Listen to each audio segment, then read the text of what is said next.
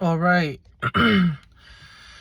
All right, shalom, shalom. I want to start off this lesson by giving all praises, glory, and honor to Yahweh, Bahashem, Yahushai, Bahashem, Kakwadash, double honors unto my elders and my apostles, a great millstone, which are the men that rule well, the men that taught us his truth. Peace, blessings, and salutations as always be to the elect. All right. And just wanted to make this lesson real quick, man. The Elder Manata Zakba's video has been circulating around.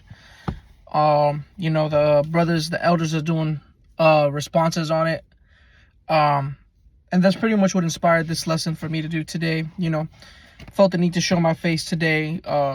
Just through the spirit. When these topics come out, when it comes down to declaring who we are, we like to be bold. Like the scriptures say in Wisdom of Solomon, the 5th chapter, that the righteous man shall stand in great boldness in the face of such as have afflicted him. All right, made no account of his labors. And right now, you have a group of Israelites that are Judites, right?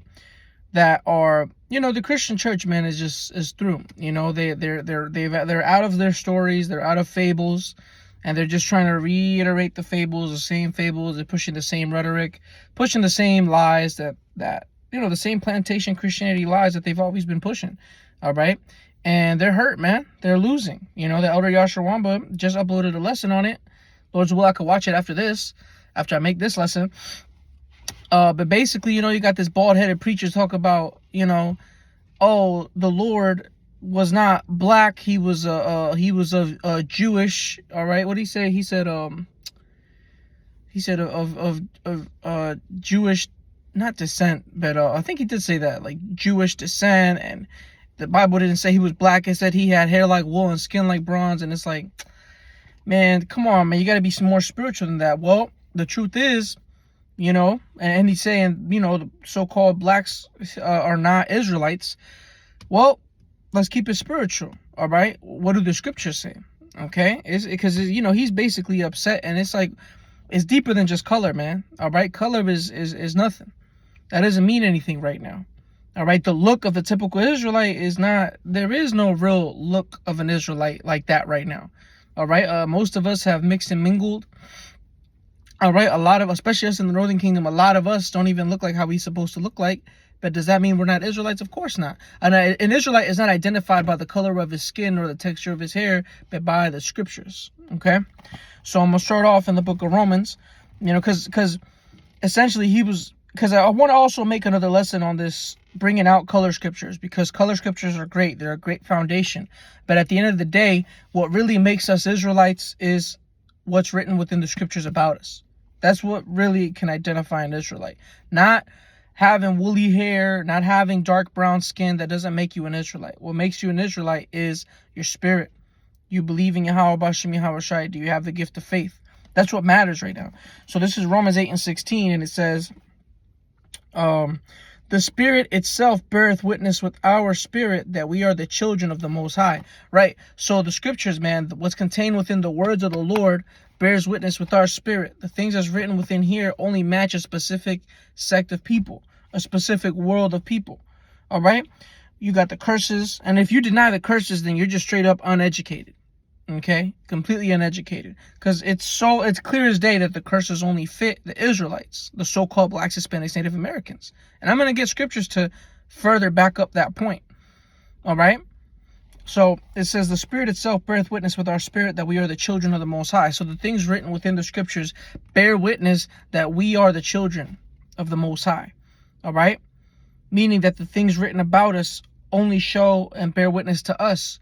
And I'm not going to get all the curses, and I'm not going to get the curses in general, because, that would make the video too lengthy. Maybe one day I'll go in just on the blessings and just the curses separately. But one of the precepts in Deuteronomy 28, I believe it's the 46th or the 36th verse, it says that these, talking about the curses, shall be upon thee and thy seed, or upon thee and thy children, I think. I forgot what it says. Actually, let me grab it. I don't want to misquote it. Deuteronomy 28:46.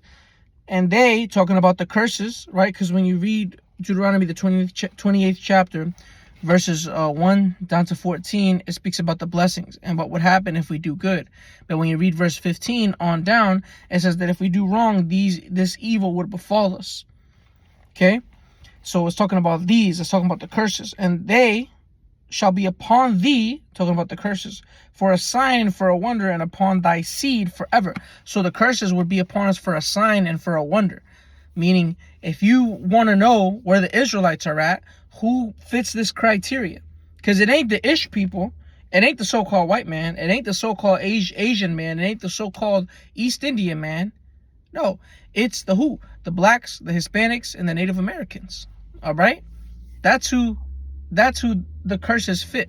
That's who when the scriptures speak about us, it only shows forth that we are the Israelites. Not even just the curses, but various other things that we read. All right, various other prophecies that we read at that, all right, because the curses were prophecy. Okay? And the things that we read about us as a people only fit us. It doesn't fit them.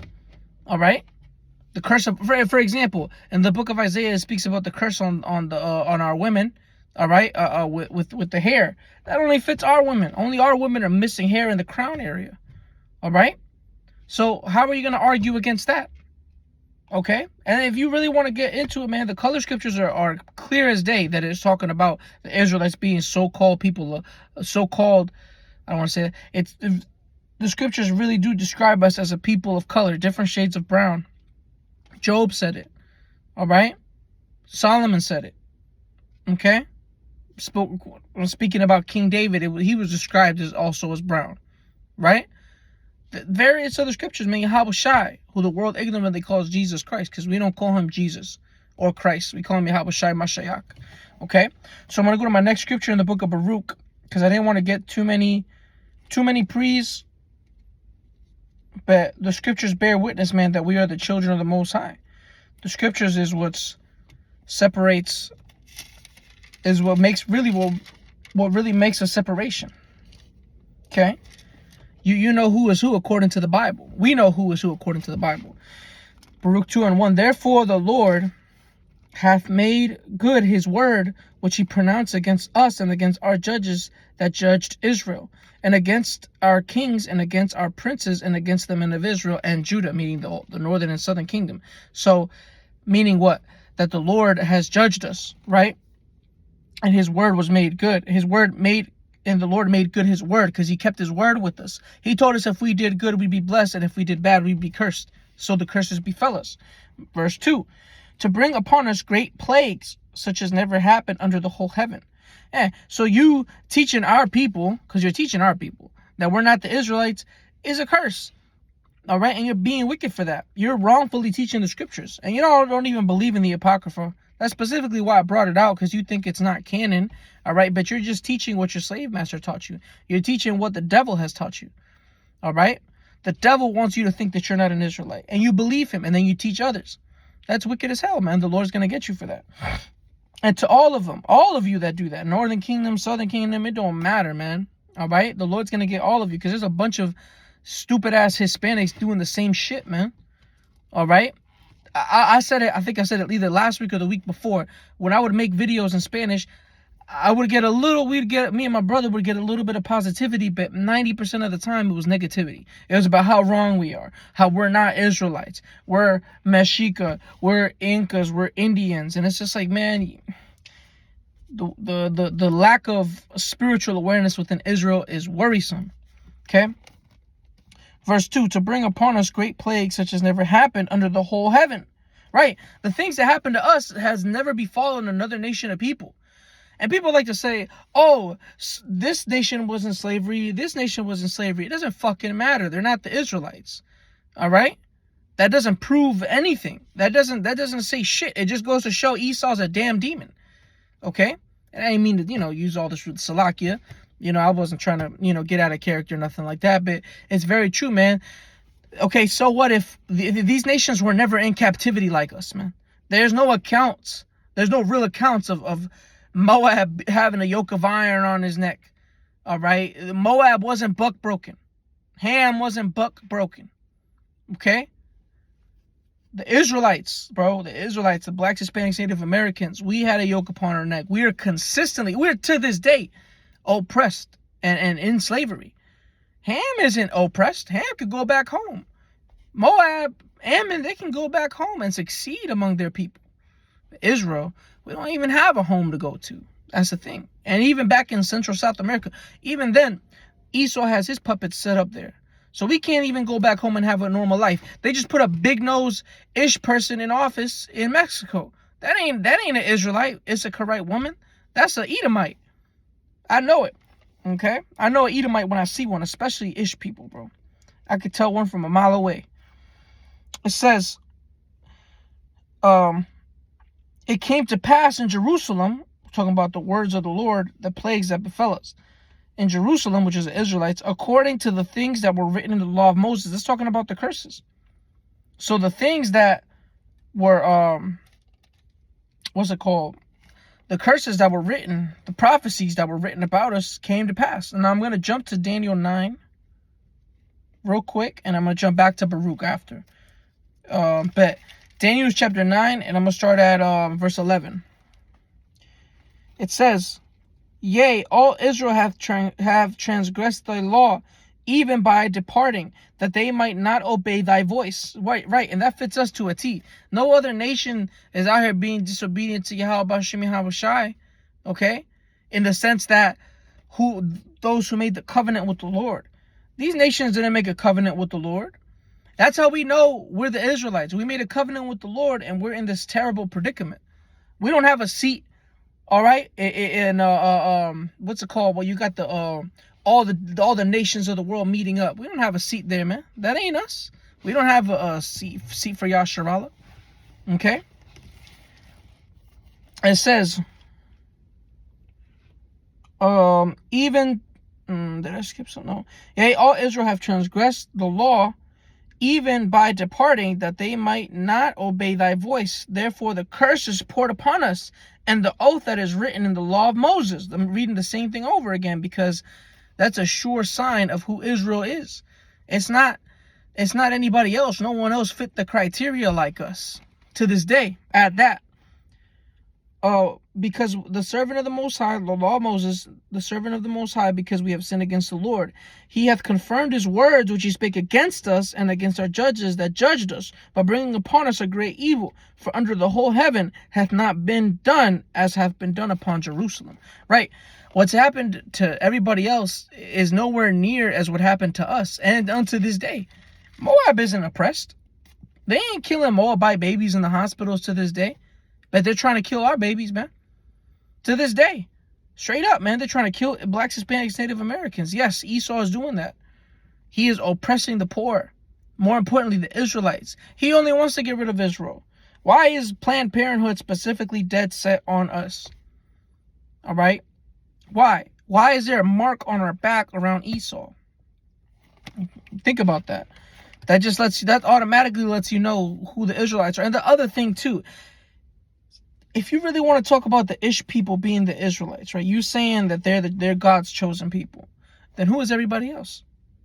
You got to answer. You can't just call everybody else Gentiles because it's not a nationality. A Gentile is not a nationality. You're not from the father of Gentile. No, you're not the son of Gentile. No. You have to now explain, okay, since they're the so-called Judites, that's what they think they are, right? Since they're Judah, where's Benjamin? Where's Levi? Where are the 10 tribes? Because they're not lost, as you like to say they are. They're not lost. Shit, I'm one of the Northern Kingdom. What are you going to say about that? Okay? So, Baruch 2, and I'm going to start at 30. I got 5 more pre's. I don't want to read too much. Baruch 2 and 30, for I knew that they would not hear me, because it is a stiff-necked people. Right? No one else fits that criteria like us, man. Especially you bald-headed, bald-faced, pork-eating preachers, man. Y'all are some stiff-necked Jake, man. It says, for I knew that they would not hear me, because it is a stiff-necked people. But in the land of their captivities, they shall remember themselves. Where was the mass awakening for the Ish people? That didn't happen. Why aren't they in the land of their captivity? They're in their land right now, right? When were they in captivity prior to that? Think about it. And shall know that I am the Lord their power. For I will give them an heart and ears to hear. And they shall praise me in the land of their captivity and think upon my name. They call him Hashem. They don't even call him by his name. Talk about the Most High. They fear that name. His name is dreadful among the heathen. We call upon Yahweh Bashim Yahawashi because we are the Israelites. It says, and they shall praise me in the land of their captivity, and think upon my name, and return from their stiff neck and from their wicked deeds, for they shall remember the way of their fathers, which sinned before the Lord. And I will bring them again into the land which I promised with an oath unto their fathers Abraham, Isaac, and Jacob, and they shall be lords of it, and I will increase them, and they shall not be diminished. And I will make an everlasting covenant with them to be their power, and they shall be my people. Here's the point. And I will no more drive my people out of Israel, out of the land that I have given them. So the Lord is supposed to put us back in Israel. The Balfour Declaration put those people back in Israel. Well, not back, put them in Israel. 1948ers, right? That's why we call them that. But what? The curses befell us, and then deliverance is coming. The second coming is deliverance of Israel. They don't need to be delivered from anything, those ish people. So who does that fit? Only us. Common sense. Okay? It only fits us. All right? So, all right, yeah. That's all I wanted to bring out through the Spirit. All right? I want to, call Allah Yahweh Bashim Yahushua Bahashim Rakakwadash. Double honors to my elders and apostles of Great Millstone, which are the men that rule and taught us his truth. Peace, blessings, and salutations to the elect as always. Shalom.